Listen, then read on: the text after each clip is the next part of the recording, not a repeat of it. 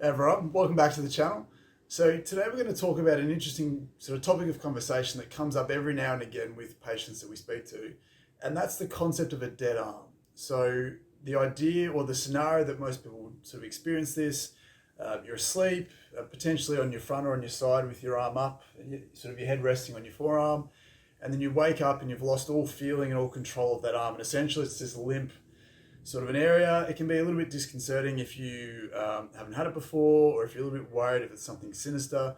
And what we tend to do is we tend to move ourselves around or try and move that around and fling that around until we can get some circulation back into the area, get some life back into it, and things return to normal. So it's not necessarily a sinister thing that's going on here, but one of the things that I wanted to draw your attention to is it may not necessarily be, or it's unlikely to be, the circulation-based issue that we tend to think it is.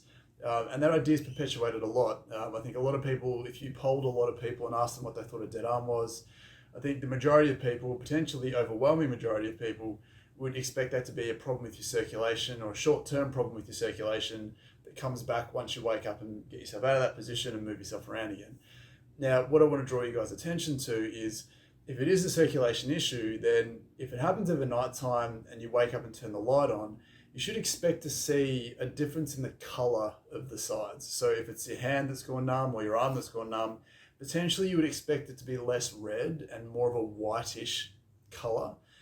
Because the blood, if there's less blood there, then you won't have that appearance of a red sort of healthy tissue. It'll be sort of more white. And we say that a lot if you were to sort of cut off the circulation to an area, short term with a rubber band or something, that blood flow tends to be a little bit less. Now there can be, if you've sort of trapped some blood in the area, it might look a lot more purple, but if there's less blood flow or it's ischemic, we'd probably expect it to be a little bit whiter. It doesn't have the reddening of that blood, particularly sort of close to the surface. So what we tend to find instead, and it's not to say that there isn't some circulatory based issues for some people, but one of the things that we know we can change with this is it actually tends to be, or a majority of these types of issues tend to be nerve related, where that dead arm feeling, that lack of sensation followed by that slow sort of return of that soft tingling or that really harsh tingling that you can get when it comes back again, it tends to speak more of a neural issue. Again, a short-term one, doesn't have to be anything sinister. And what we expect to find if we assessed you is we'd expect to find there to be some local dysfunction at the base of your neck or the top of your upper back that you put into a position and exposed, and it hasn't enjoyed that. So what we tend to find with our patients who sort of have consistent dead arms, sure, you can try and force yourself out of a position that you would gravitate to without thinking about it. If it's an unconscious position that you get into, you can try your best to get out of that position. But as we talk about a lot on this channel, we want to have a deeper conversation about what the root cause of this is. Because if you want to sleep in this position, this is a normal expression of shoulder flexion and maybe a little bit of a neck lateral flexion or some flexion, whatever it is. You're allowed to put yourself in positions. Positions are normal, but if a certain position gives you a symptom, then what's more likely happening here is that position is exposing something underlying that you had no reason to consider or to even know about prior to that happening. And it's also a positive where you can learn something about yourself and say, right, well, this position is doing something to me that I don't like. If I find the root cause and change that, then I should be able to enjoy that position again without any negative consequences. So the interesting thing about a dead arm from sleeping is, again, if you accrue some overloaded sort of neck tissue, the joints get a bit stiff, the muscles get a bit tight, the upper back gets a bit stiff, the ribs get a bit stiff in that area where the nerves come from that supply the arm, that generally happens during the day. So the sneaky thing about this is if you wake up with a dead arm throughout the night, you actually want to think back to the positions and the shapes and the things that you were doing with that base of your neck and upper back leading up to the point of when you went to bed. So for a lot of people, it comes back to just simple neck postures. It can be using a computer, driving a car.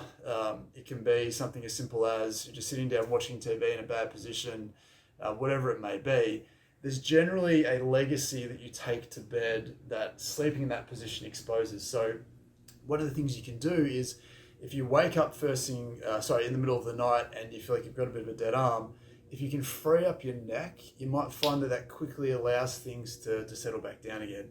I know for me personally, when I used to get a dead arm every now and again, if I could free my neck up and actually crack my neck, which again, we don't necessarily think is a long-term solution, it's just a short-term strategy, but as soon as that freed up, the sensation and the feeling would come back into the arm. So what it speaks to is making sure that the health of your neck, the health of your upper back is good, and the positions that you put that tissue in are also good, so that when you go to bed, you're not exposing anything you don't have to have that problem.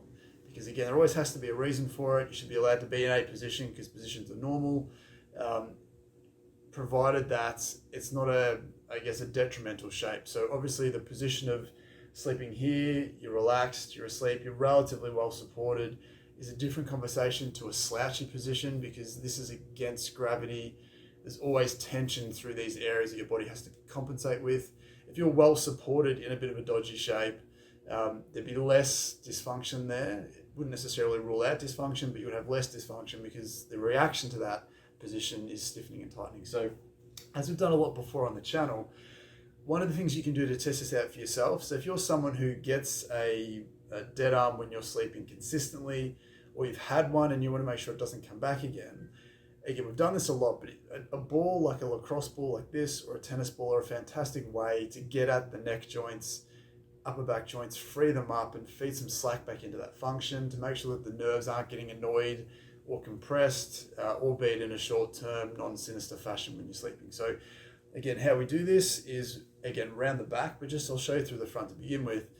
You want to place the ball right in the middle where the spine is, so pretty much at the base of the neck. Then you want the ball to roll out a little bit, and you'll need to turn your head to that side a little bit just to make sure that you're finding a spot that feels stiff, and you want to stay there until it frees up. So again, you can do this lying down.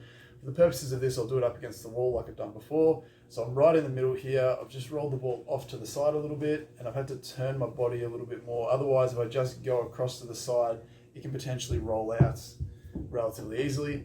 So leaning back into it on the middle, just off to one side, slowly moving the ball around till I feel like I hit something that feels a little bit stiff and tight. Then just staying here until it starts to free up. And then same thing, you want to move the ball down a fraction or up a fraction, depending on where you feel your stiffness is.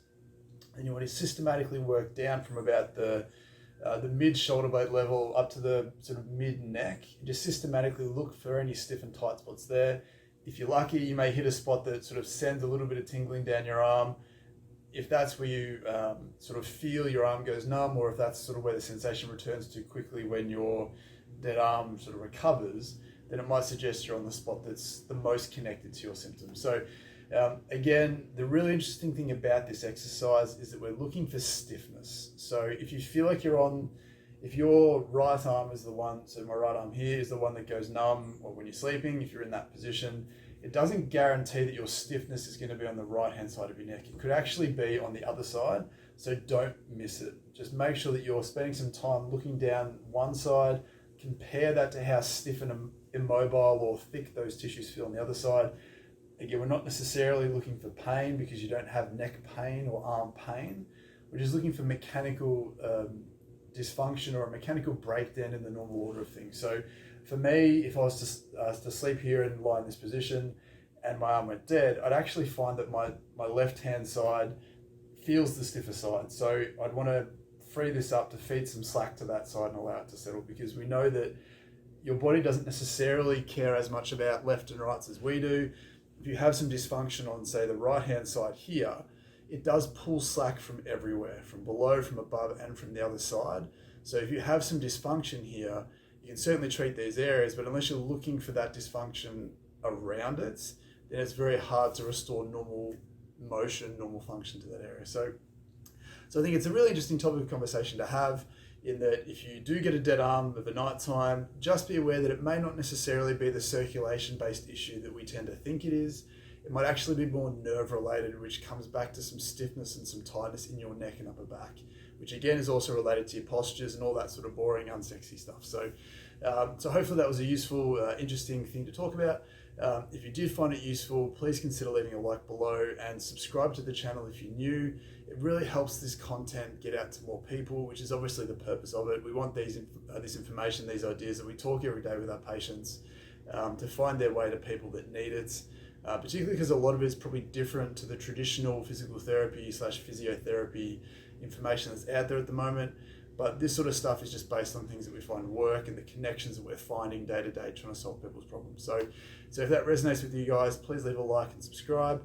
And also let me know in the comments how you're going. If you're someone who consistently has a dead arm or other sort of arm-related symptoms, let me know in the comments and we can have a chat about sort of what it might be, where you can go with it, and what you can talk to your therapist about to help you get the results that you're after. So again, thanks for watching, and until next time, we'll see you soon.